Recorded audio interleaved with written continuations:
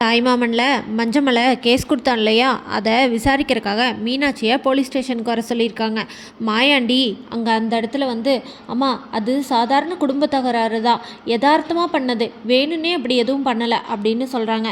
வேணும்னே பண்ணலைன்னா அப்போது உங்கள் மருமகளுக்கு மண்டை உடஞ்சுதா இல்லையா அப்படின்னு கேட்குறாங்க போலீஸ்காரம்மா. அதுக்கு ஆமாம்மா அப்படின்னு சொல்கிறாங்க. அப்புறம் வேணும்னே பண்ணாமல் எப்படி மண்டை உடஞ்சுது அப்படின்னு கேட்குறாங்க போலீஸ்காரம்மா. அதுக்கு அது யதார்த்தமாக தெரியாமல் நடந்ததுமா. யதார்த்தமாக தெரியாமல் நடக்குமா?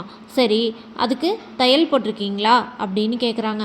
அதுக்கு ஆமாம்மா அப்படின்றாங்க. எத்தனை தையல் அப்படின்னா 8 தையல்மா. 8 தையல் போடுற அளவுக்கு மண்டை உடஞ்சிருக்குது, ஆனால் எந்த பிரச்சனையும் இல்லை, யதார்த்தமாக தான் பண்ணுன்னு சொல்கிறீங்க அப்படின்னு கேட்குறாங்க போலீஸ்காரம்மா.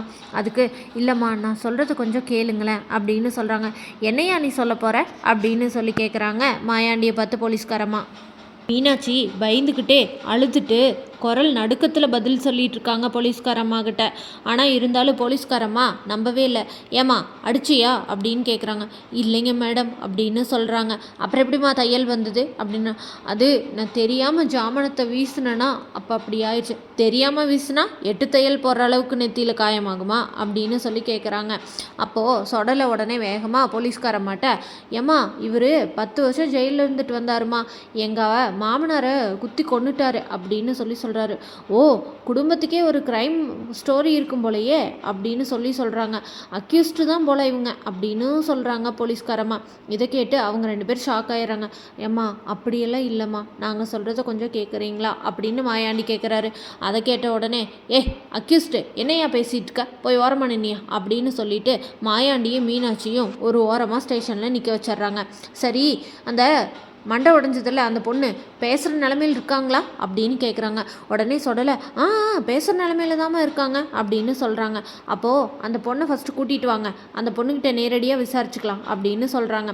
அதுக்கு சொடலை இந்த உடனே போய் கூட்டிக்கிட்டு வரேன் அப்படின்னு சொல்லிட்டு போய் மஞ்சமலையையும் ராசாத்தையும் கூட கூட்டிகிட்டு போய் பூங்குடியை கூட்டிகிட்டு வராங்க.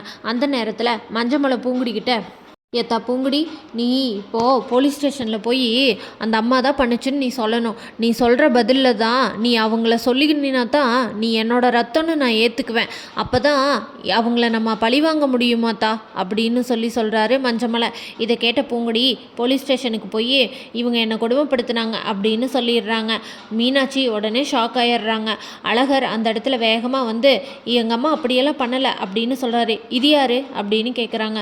இவர் தாம்மா, இவனை நம்பி தான் கல்யாணம் பண்ணி கொடுத்தோம், ஆனால் இவன் டெய்லியும் அடி உதைன்னு அடிக்கிறாம்மா அப்படின்னு போலீஸ்காரங்க விசாரித்து மாயாண்டி குடும்பத்தார் எந்த தப்பும் செய்யலை அப்படின்னு சொல்லி விடுதலை பண்ணி வெளியே விடுவாங்களான்னு தெரிஞ்சுக்க நம்ம சேனலை மறக்காமல் லைக், ஷேர் அண்ட் சப்ஸ்கிரைப் பண்ணிக்கோங்க.